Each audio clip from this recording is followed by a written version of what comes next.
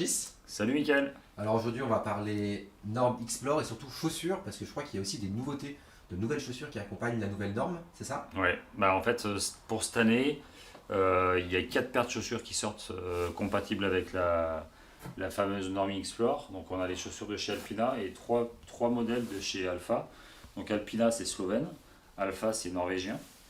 Et c'est les 4 premières chaussures qui vont introduire la nouvelle norme, sachant que l'an prochain, a priori, donc il y aura Rossignol qui va proposer une chaussure, Fischer et Matchus. Et j'espère qu'il y aura Crispy qui va suivre.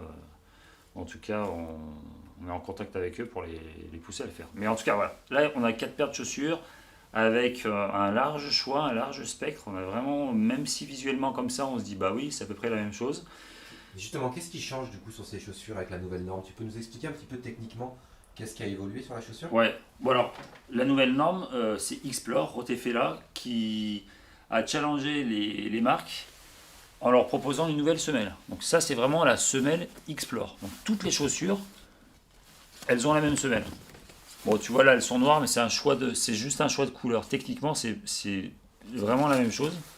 Idem pour cette chaussure Alpha. Donc, Donc la norme c'est à la fois la semelle, le système de fixation. C'est ça. c'est exactement ça. Et en fait, ce qu'il faut bien comprendre, c'est que la semelle, elle contraint le fabricant à venir entourer la semelle d'un chausson. C'est-à-dire que par exemple, quand tu vois cette chaussure, on la connaît sous le nom Alaska en NNBC ou en 75 mm. Et bah tu peux pas dire que c'est la même, c'est juste une copie. Non, parce que la semelle, elle est venue contraindre, il y a des contraintes, on va dire mécaniques, qui font que bah, du coup, tu as peut-être un chausson un peu plus étroit, ou tu vois, c'est pas le même chausson que sur la norme 75 ou le NNBC. D'ailleurs, ils ont pas forcément le même nombre de boucles Et du coup, que sur les anciens modèles. quand tu la mets dans le pied, ça change. Ouais, quand tu le mets dans le pied, ça change. Ouais, clairement. Et d'ailleurs, même entre les chaussons, par exemple chez Alpha, moi j'ai essayé, tu vois, de glisser le pied dans chaque chaussure. Et ben, forcément, en fonction du choix des matériaux, le chausson n'est pas le même. Je sais pas si tu as remarqué, Michael, dans ces 4 paires de chaussures, je suis sûr que tu n'as pas remarqué. Bah, vas-y, Ouais, tu ris. je vais le dire. Ouais, alors vas-y. Vas-y, qu'est-ce que j'aurais pas remarqué? Et ben, qu'il n'y a pas de collier. Tu sais, le fameux collier issu du ski nordique, c'est ça? Ouais, issu du skating, et qu'il faut absolument mettre sur une paire de chaussures pour apporter cette fameuse Bah, ce maintien latéral, c'est maintien latéral. cette Ouais. rigidité. Ouais. Mais non, mais en vrai, c'est vrai que ça apporte vraiment du maintien et du contrôle. Par contre, des fois, tu sais, ça fait, notamment on l'a vu sur la Crispy Vertison, au niveau de la malléole, je sais de quoi je parle, je viens de me la casser, ça fait des points durs. Et du coup, ça blesse un peu le skieur. Donc, ça apporte du maintien, mais des fois, ça apporte aussi pas mal d'inconfort. Là, tout l'enjeu, en fait, et c'est ça qui est intéressant, c'est que déjà, sur une chaussure avec le nouveau modèle Explore, on a une semelle qui est assez rigide. Quand je dis assez rigide, c'est assez rigide en torsion. Tu vois, même avec la main, là. Alors, celle-là, elle est particulièrement rigide en plus de chaussure. Et c'est pas déstabilisant ça, Ça- quand on ça- skie non, Au début? ça change un peu, ça change peut-être un petit peu les appuis, mais c'est pas, t'es pas déstabilisé, toi, t'es pas mis en difficulté. Donc, tout l'intérêt, en fait, tout l'enjeu de la chaussure, c'est d'aller chercher la légèreté, la souplesse, pour qu'on ait un déroulé de pied le plus naturel possible, mais aussi, du coup, d'avoir le plus de rigidité possible, et notamment en torsion, quoi. Et donc, en fait, à chaque fois, les fabricants, donc, ils ont été contraints par la semelle, mais ils viennent chercher à ramener du renfort ici. Ce qui permet de se passer du fameux collier. Exactement. Alors, et c'est plus ou moins valable, parce qu'en fait, c'est plus ou moins véridique en fonction du modèle que tu vas choisir dans les chaussures. Par exemple, tu prends le modèle haut de gamme de chez Alpha, là, il y a des renforts qui sont énormes, et du coup, tu es aussi rigide qu'avec un collier. Et finalement, tu t'en exonères, et tu as plus de confort. Là, c'est pareil, tu as l'impression, oui, bah, c'est juste une chaussure en cuir, elle est toute simple, ils ont repris leur concept. Mais en fait, cette chaussure, elle est en cuir naturel, donc avec tous les avantages du cuir, respirabilité, facile d'entretien. Mais il y a plein de systèmes de renfort à l'intérieur, tu vois, pour protéger la malléole, la cheville. Là, s'ils ont mis ça, c'est pas juste pour mettre leur logo, alors c'est joli, mais tu vois, c'est un vrai renfort plastique. Et du coup, tu peux être bluffé par la rigidité. Enfin, ça reste de la rando nordique, hein, donc une chaussure légère, pas très haute, c'est pas de la coque plastique, mais on est assez bluffé par la rigidité. Chez Alpha, moi, ce que j'aime beaucoup, À l'intérieur, c'est les mélanges de technologies et c'est aussi, ouais, comme je disais, à l'intérieur, c'est les renforts. Alors c'est un peu étonnant au départ, mais à l'intérieur, tu sais, au niveau des malos, c'est comme si tu avais deux rembourrages qui viennent te serrer la malléole et en fait ça vient te coincer le talon. C'est assez confortable et je trouve assez bluffant. Et pour toi, ça justifie un peu du coup, le prix annoncé de ces chaussures Ouais, qui est un peu plus élevé que ce qu'on avait l'habitude d'avoir en bah rando nordique. oui, alors ce que je pense maintenant avec le recul, c'est que des fabricants comme Alpha par exemple, c'est des gens ils fabriquent que de la chaussure. Donc c'est-à-dire qu'ils pensent chaussures, ils mangent chaussures, et en fait, tous les matériaux qu'ils ont mis dedans, toute la construction, la technologie, notamment sur une paire de chaussures comme ça, où tu as un système BOA, tu as un système RECO, tu as pas mal de technologies, justifie que la chaussure soit chère. Après, la question de prix, je trouve que de toute façon, ces dernières années, les prix augmentent, que ça soit pour des chaussures qu'on connaissait, je pense notamment par exemple à la Crispy Vartisen qui a bondi en termes de prix parce que le cuir il a augmenté. Donc en fait, on est quand même lié à une inflation naturelle des prix.